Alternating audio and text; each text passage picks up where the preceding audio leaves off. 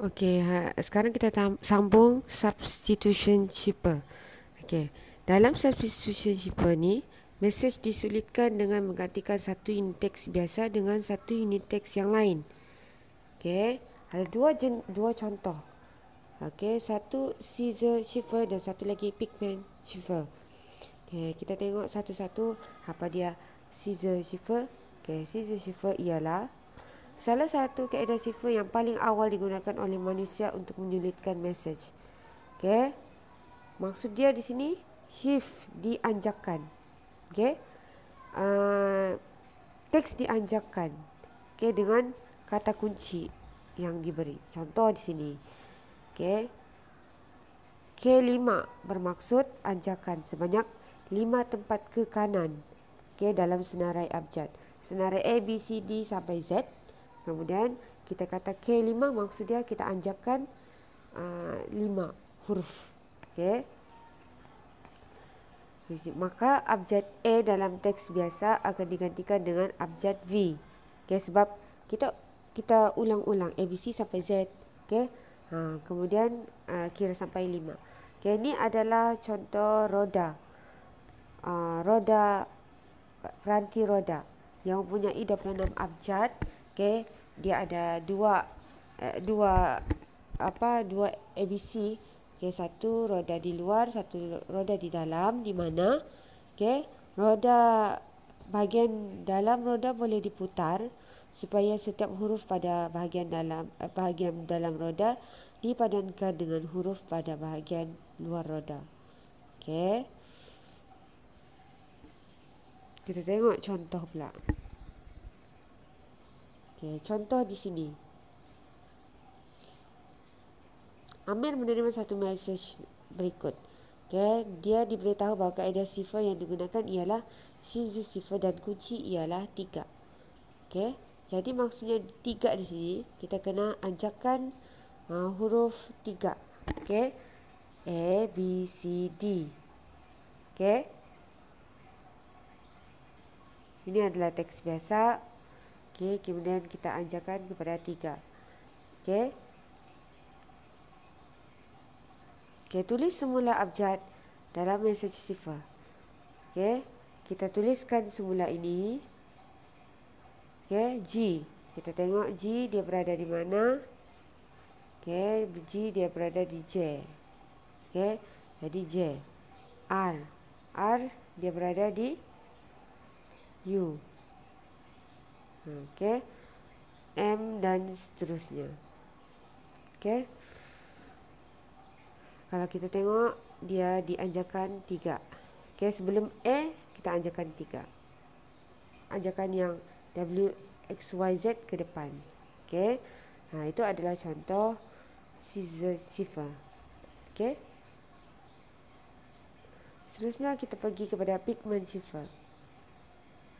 Okey, pigment sifar ni bentuk lebih kepada geometri yang mudah. Okey, dia dalam bentuk mudah geometri. Pigment sifar adalah mudah digunakan kerana penyulitan dannya sulit dapat dilakukan dengan mudah.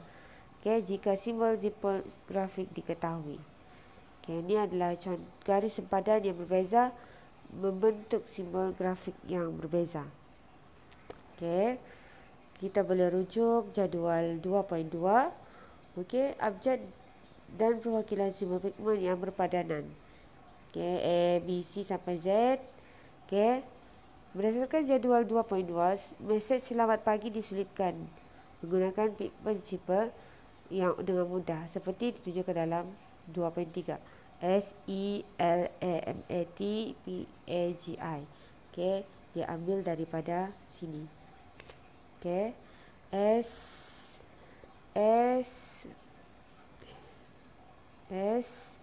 okay, sini S, I, okay, dan seterusnya.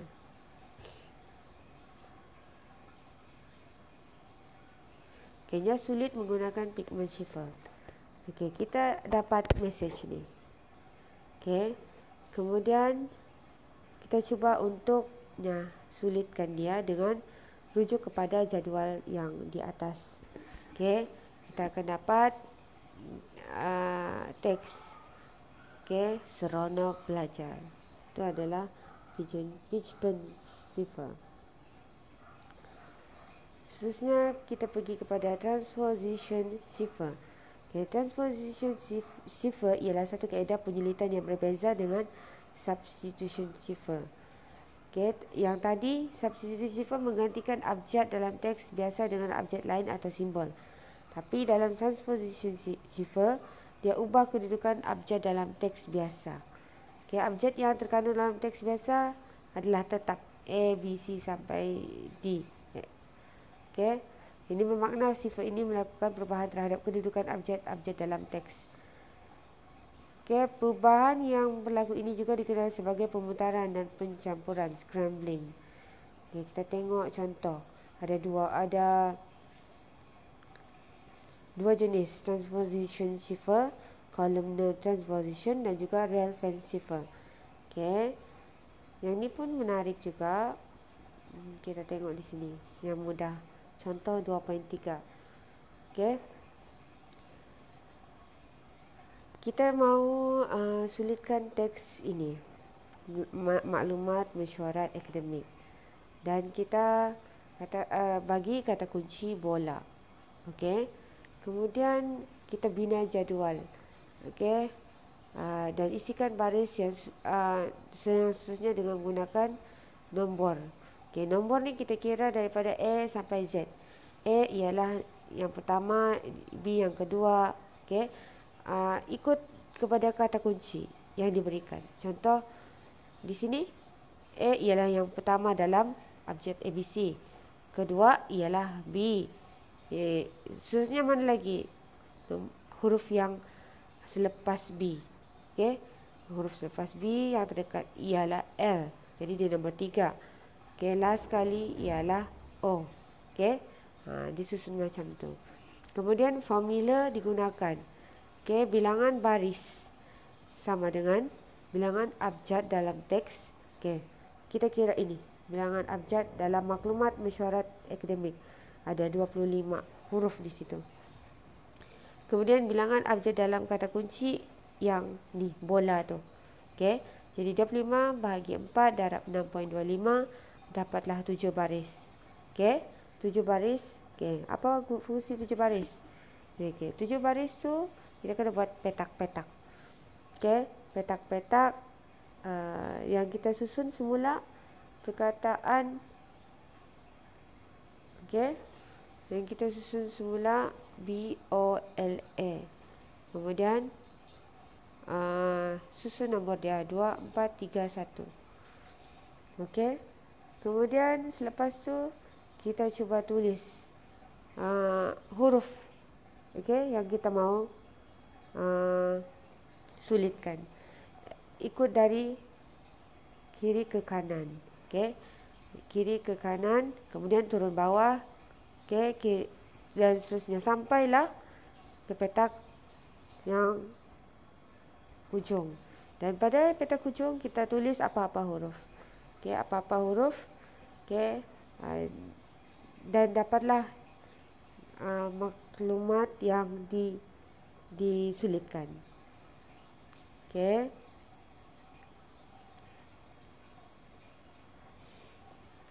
Okey, jadi kita akan dapat ini.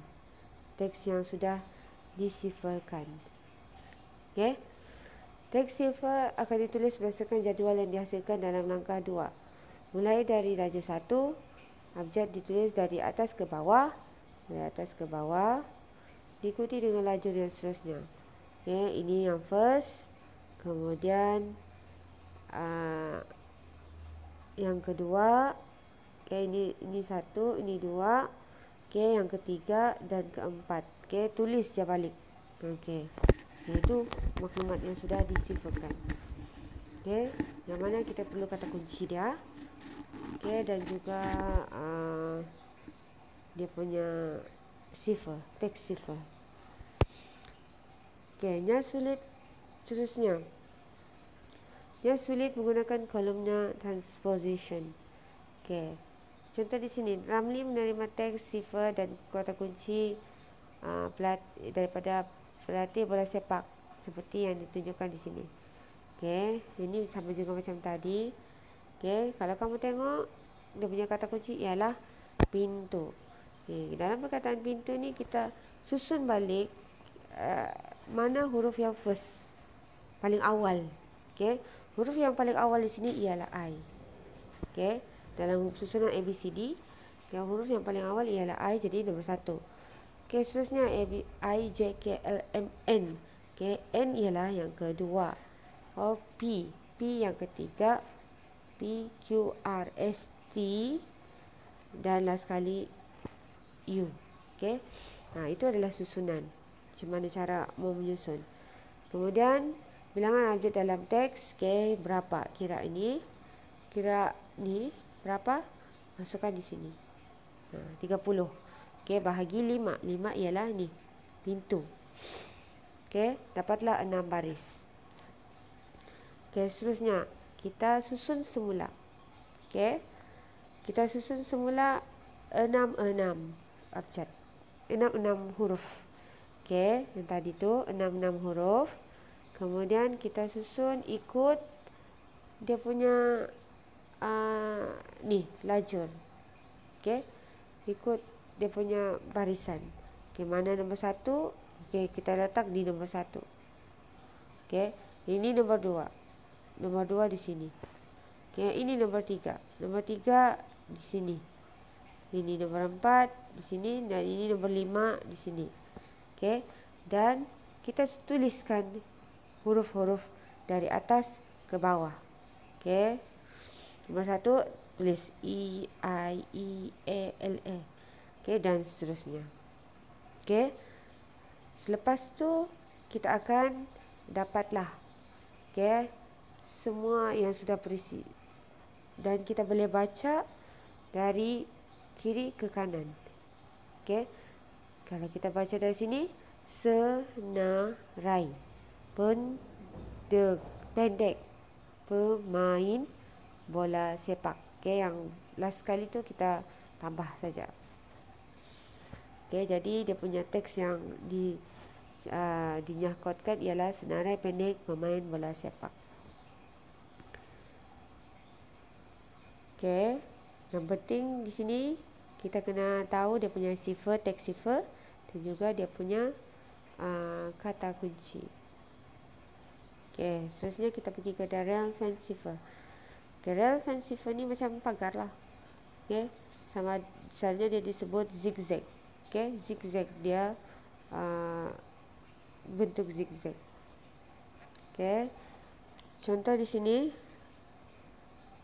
penyulitan jumpa di pintu 1 pukul 1. Okey, dia buat dua kata kunci dia 2, maksud dia dua baris. Okey, 2 kotak.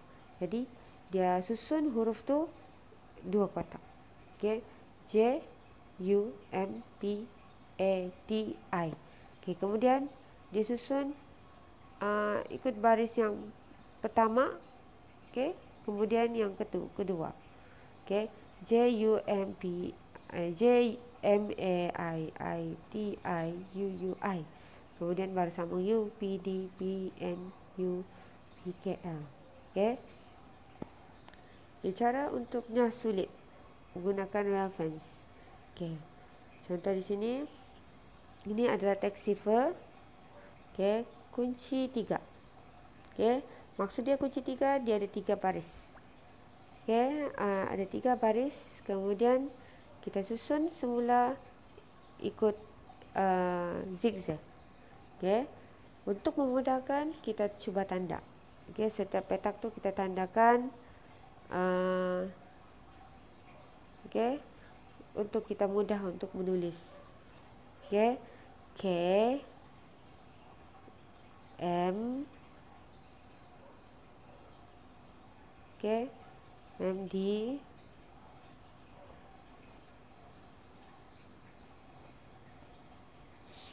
okey, K, M, D, E, N. Okey, kita tulis pada yang pertama. Okey, dan kita teruskanlah. Okey, teruskanlah E, N, A, kita salin semua di sini pada petak yang kita sudah tanda. Okey, dan dapatlah hasilnya. Okey, dibaca macam ni. Kami murid cemerlang. Okey.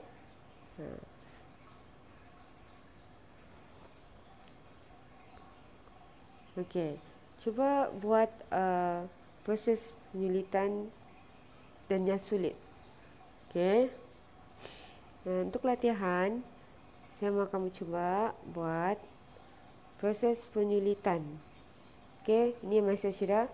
Semoga berjaya dalam peperiksaan. Okey, cuba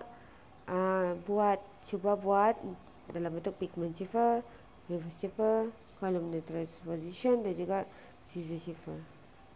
Itu saja untuk hari ini. Sekian, terima kasih. Assalamualaikum warahmatullahi taala wabarakatuh. Kalau ada apa-apa soalan, boleh tanya saja dalam grup.